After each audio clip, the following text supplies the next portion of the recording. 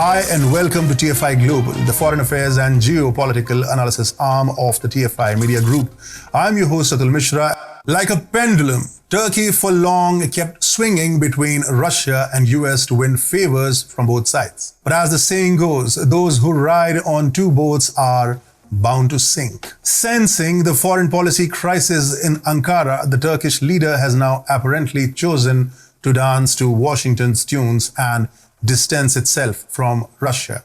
So Turkey might have gotten itself out of the frying pan, but it has unknowingly landed itself directly into the fire. For long, Turkey arrogantly treaded a tightrope between Russia and the US, but lately it fell off the tightrope straight into Washington's lap. On Tuesday, Turkish President Recep Tayyip Erdogan vehemently supported Ukraine's claim over Crimea and declared Russia's control as illegal and immoral. The bellicose president said Turkey does not recognize the annexation of Crimea and has been openly stating since the first day that this step is illegitimate and illegal.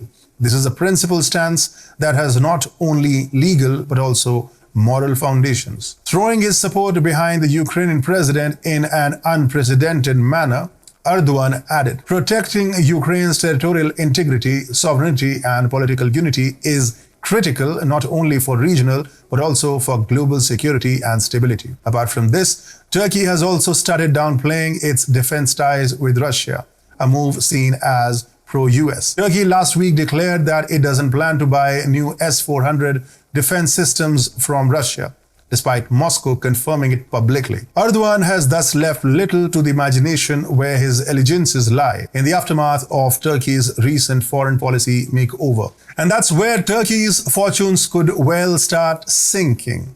Turkey can afford anything but Russia's wrath in the region. Moscow can effortlessly use a two-pronged strategy to rein in Erdogan's newfound love for Joe Biden and Ukraine.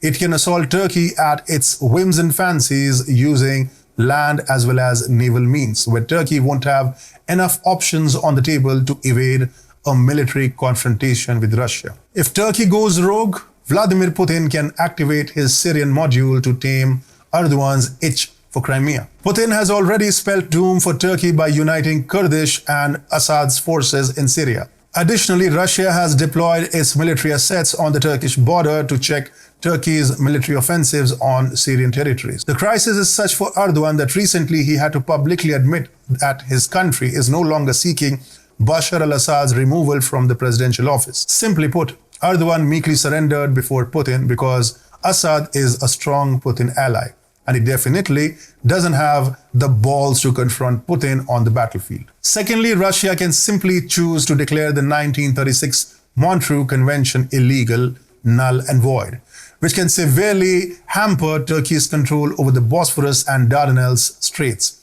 Under the treaty, Turkey gets to control the flow of military vessels and warships through the straits. Turkey, being a NATO member country, has long acted against Russia's interests. By delegitimizing the 1936 Montreux Convention, Moscow can simply flood the Black Sea and the Mediterranean Sea with its military vessels and warships and prepare a nice burial for Ankara's expansionist ambitions. Interestingly, Turkey is surrounded by enemies in the region who tend to share good, if not amicable, ties with Russia.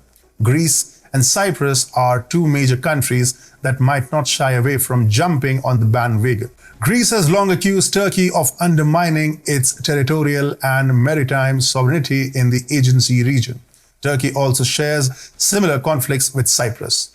So in case a military confrontation breaks out between Turkey and Russia, Greece and Cyprus are also expected to join the fray. And once Greece gets involved, EU's two superpowers, that are Germany and France, are also bound to join in. Greece is strongly backed by Europe's largest naval power, France, while Germany has allegedly helped Turkey bolster its stance diplomatically as well as militarily. When it comes to geopolitics and foreign policy, Turkish President Erdogan is all of a duda. It looks like he is all over the place. Biting off more than he can chew is his favorite pastime. But his recent adventures have now put Turkey on a suicidal trail.